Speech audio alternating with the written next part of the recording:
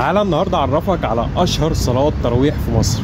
هنا من 14 سنه في الجامع ده كانت اشهر صلاه تراويح في مصر. الحمد لله رب العالمين الرحمن الرحيم مالك يوم الدين إياك نعبد وإياك نستعين اهدنا الصراط المستقيم صراط الذين أنعمت عليهم غير المغضوب عليهم ولا الضالين.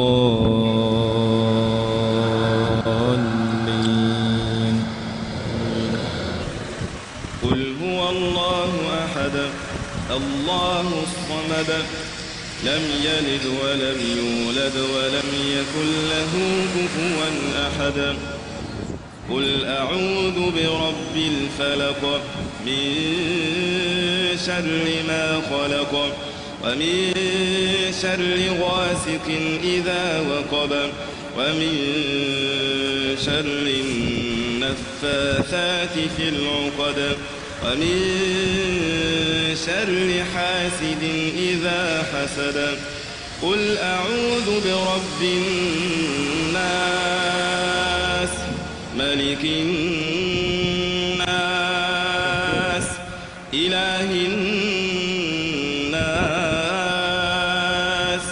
من شر الوسواس الخناس الذي يوسوس في صدور الناس من الجنة والناس.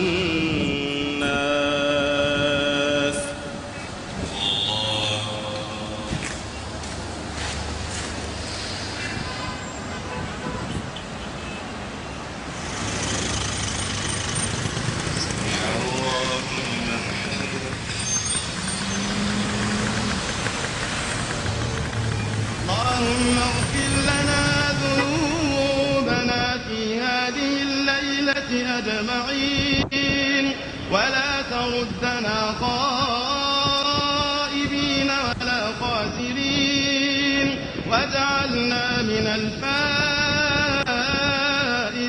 المقبولين.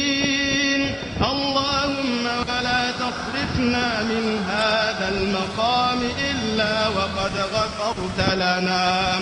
وصلى اللهم على محمد وعلى آله وصحبه أجمعين.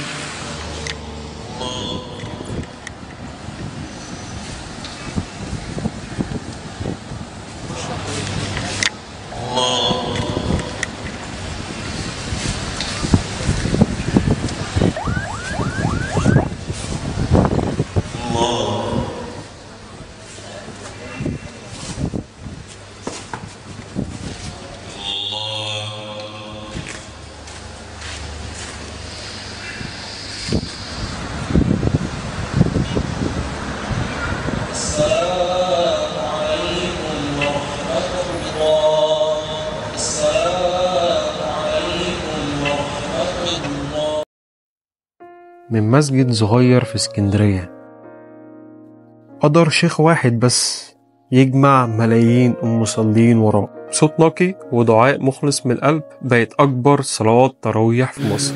كما أرسلنا فيكم رسولا منكم يتلو عليكم آياتنا ويزكيكم ويعلمكم الكتاب والحكمة.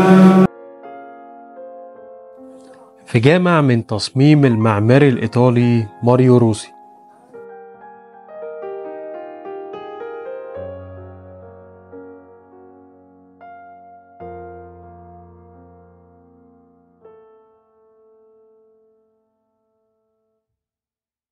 اللي كان مميز بجد بقى هنا في اسكندرية إن كان رجالة وستات في صلاة التراويح.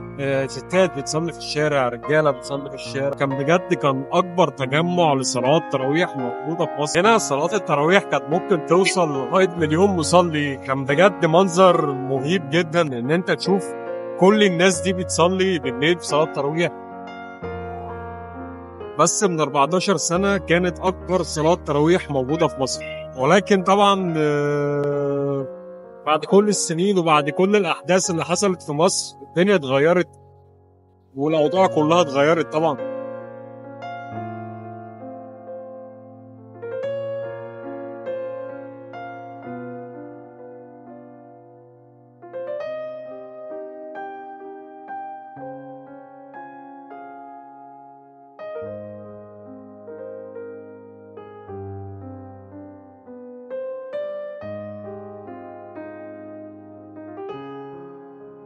اتمنى طبعا ان احنا نرجع نشوف صلاة التراويح في اسكندرية تاني زي زمان، مش بس مليون مصلي ولا 2 مليون مصلي. اتمنى ان هي ترجع لملايين الملايين من الناس.